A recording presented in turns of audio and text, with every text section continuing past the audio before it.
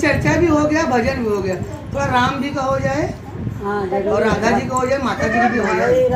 राम जी का तो बहुत ज्यादा जरूरी है क्योंकि उनके गुरु हैं, उनके इष्ट बहुत हो गया।